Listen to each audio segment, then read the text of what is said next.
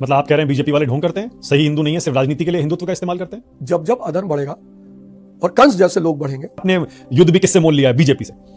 मैंने दुनिया की सबसे बड़ी पार्टी। राष्ट्रवाद के बारे में आपकी क्या राय है? क्योंकि बीजेपी कहती है राष्ट्रवादी तो हम हैं, बाकी सब देशद्रोही है। एक वादा आपका है 2100 रुपए देंगे, बीजेपी कह रही है 2500 देंगे।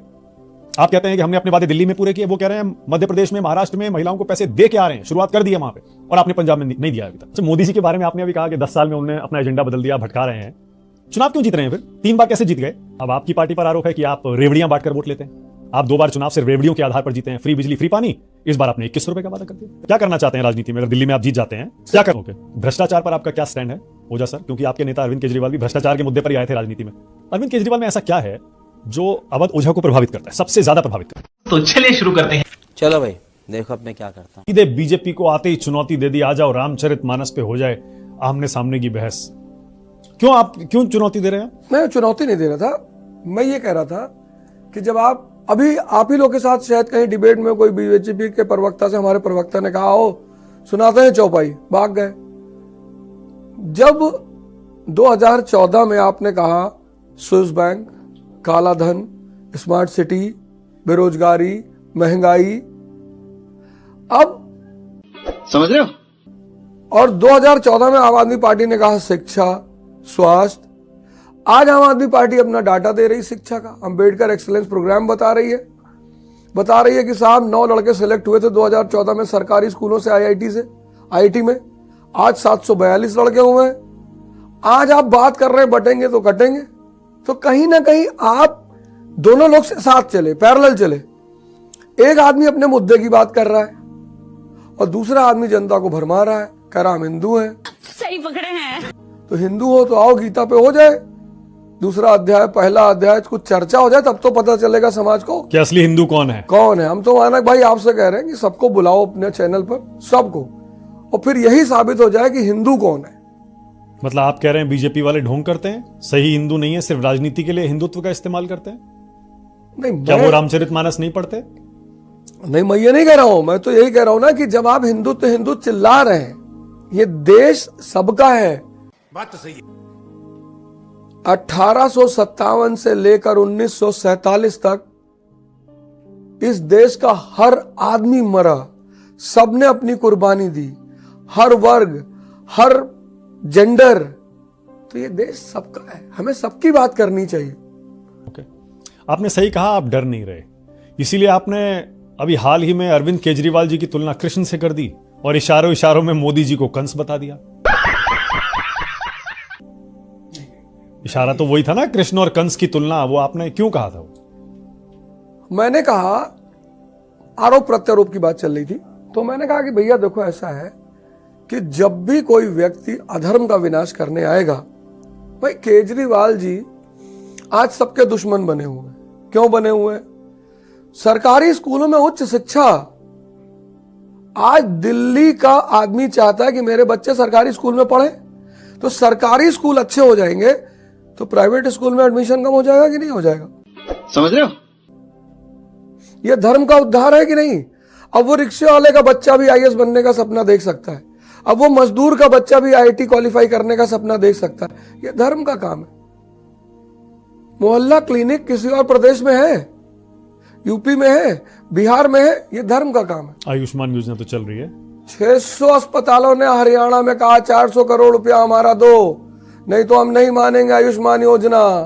600 अस्पतालों ने हरियाणा में कहा है, 600 अस्पतालों में। क्या बात है सर, क्या बात है सर, क्या बात, ये बात है कि हमारा 400 करोड़ रुपया बका, हमको दो, नहीं तो हम नहीं मानेंगे। कृष्ण जी की क्यों आप केजरीवाल जी को? वही तो गिना रहा हूं, वही तो गिना, जो धर्म का काम कर रहा है, बच्चों को शिक्षित कर रहा है, आम आदमी के बच्चों को शिक्षित कर रहा है।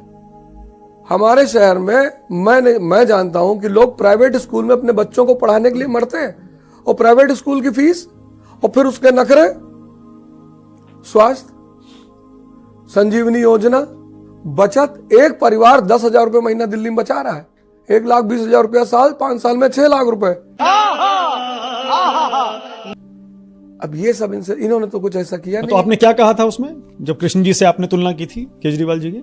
नहीं, मैंने ये कहा था कि देखो भैया, जब जब अधर्म बढ़ेगा और कंस जैसे लोग बढ़ेंगे, तो कैसा लग रहा है फिर? अब तो युद्ध है और आपने युद्ध भी किससे मोल लिया है? बीजेपी से, मैंने दुनिया की सबसे बड़ी पार्टी।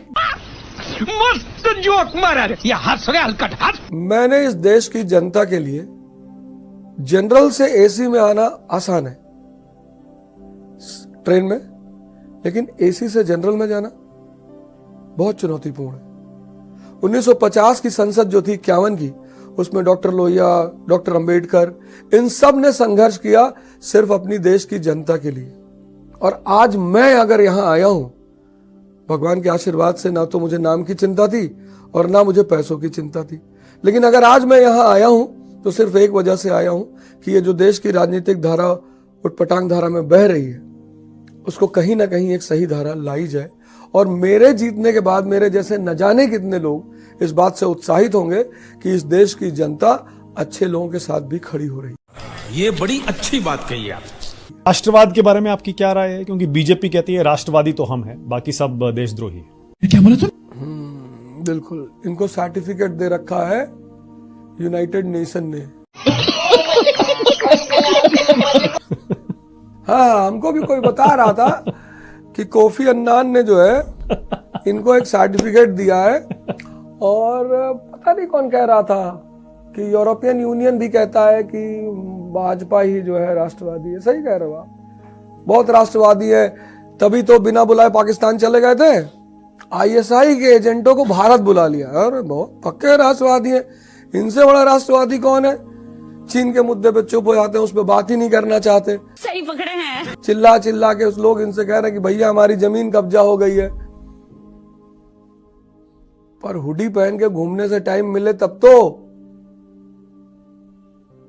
माना भाई देखो, ऐसा है, मैं ये नहीं कह रहा हूं किसी को कोई सर्टिफिकेट ना दे कौन हिंदू है, कौन मुसलमान है, कौन राष्ट्रवादी है, ये व्यक्ति और समाज निर्धारित करता है। एक वादा आपका है 2100 रुपए देंगे, बीजेपी कह रही है 2500 देंगे।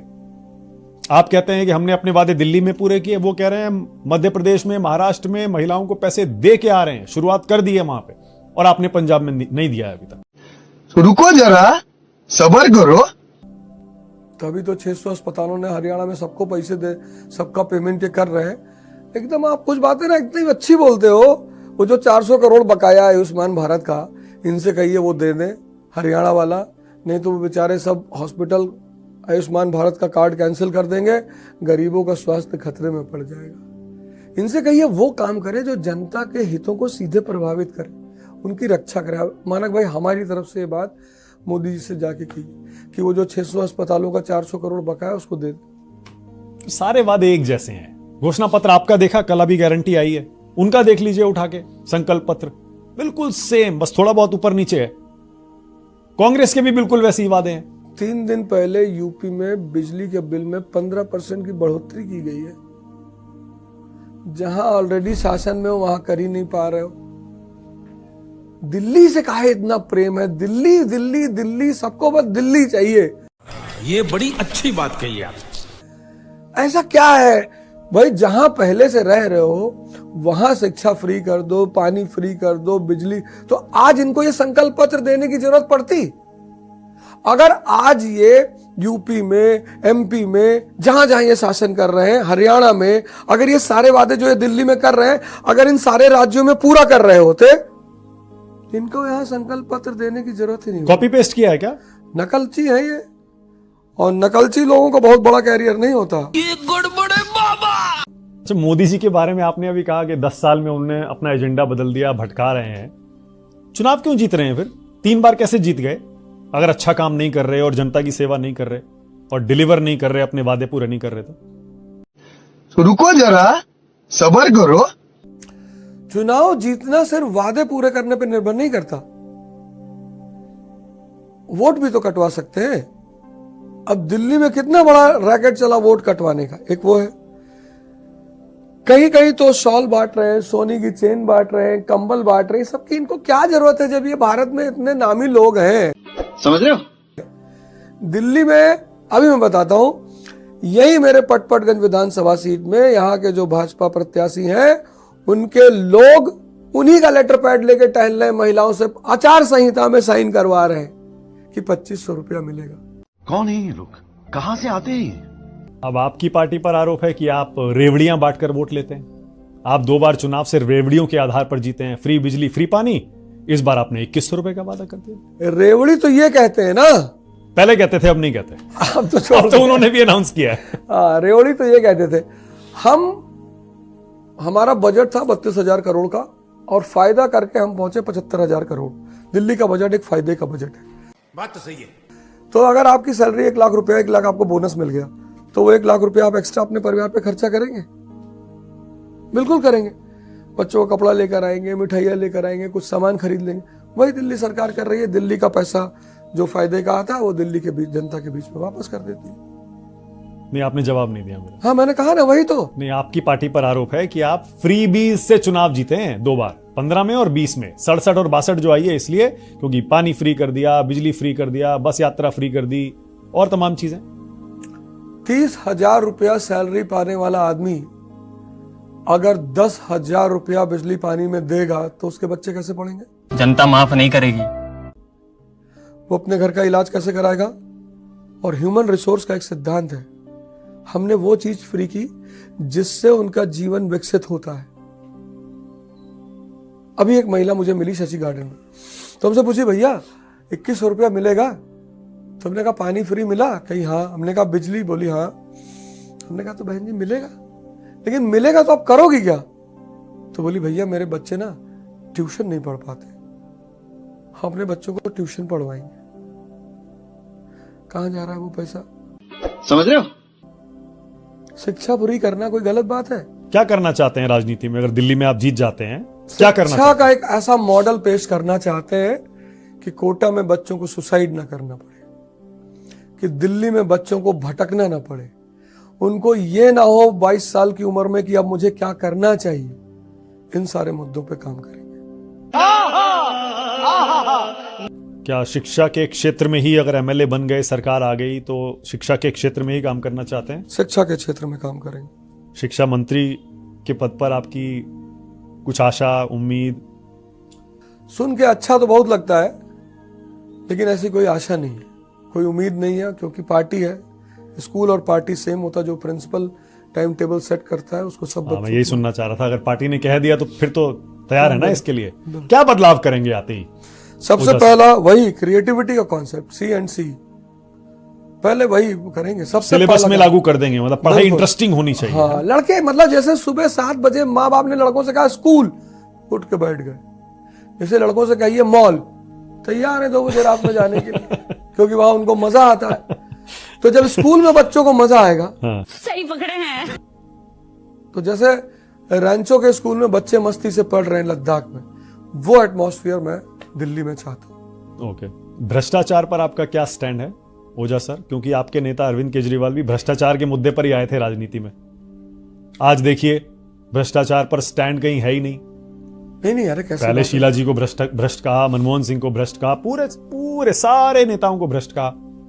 आज देखिए इंडिया गठबंधन में वही सारे नेता हैं जिनके साथ वो खड़े होते हैं।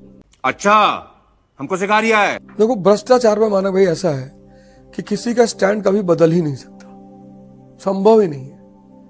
कोई भी राजनेता उसका भ्रष्टाचार पर स्टैंड कभी बदल ही नहीं सकता। और अरविंद केजरीवाल जी का पूरा स्टैंड वही है कि जो पहले दिन इंडिया अगेंस्ट करप्शन से शुरुआत हुई हमारी पार्टी की, IAC हमारी न्यू है, उसका हम कैसे स्टैंड उस पर बदल सकते हैं? भाई इंडिया अलायंस में है ना सारे नेता जिनके ऊपर करप्शन के चार्जेस हैं, और लालू यादव है। क्या बोला तूने? जो कन्विक्टेड है हाँ? उसी अलायंस में। नहीं, अभी मैं एक बात बता रहा हूं कि राजनीति, मैंने कहा ना कि राजनीति का जो खेल है, अभी मेरी श्रीमती जी मुझसे कह रही थी कि कभी कभी लोगों पे मुझे बहुत गुस्सा आती है, तो मैंने कहा देखो तुम क्रिकेट मत खेलना कभी। हर चीज के नियम है, नियम के विपरीत आप नहीं जा सकते हो। अरविंद केजरीवाल में ऐसा क्या है जो अवध ओझा को प्रभावित करता है, सबसे ज्यादा प्रभावित करता है? अरे कहना क्या चाहते हो? सहजता। मैं पहले दिन बार मिला, मतलब मैं पहली बार मिला, हम एंटर किए रूम में, वो खड़े हो गए बेचारे, अरे ओझा जी नमस्कार, आइए आइए, तुरंत गले मिले। बोले यार भाई क्या गीता पढ़ाते हैं आप? मैंने कहा सर आपने कहा देख लिया? अरे बोले मैंने देखा, और उसके बाद मैंने यथार्थ गीता में, यहीं से हमारी बातचीत शुरू हुई। मतलब इतने कद वाला जो नेता है, हमारे यहां तो एमएलए बैठे रहते हैं, ब्लॉक प्रमुख बैठा रहता है, वो राष्ट्रीय स्तर का नेता है, उसको पता है कि एक शिक्षक को सम्मान कैसे दिया जाता है।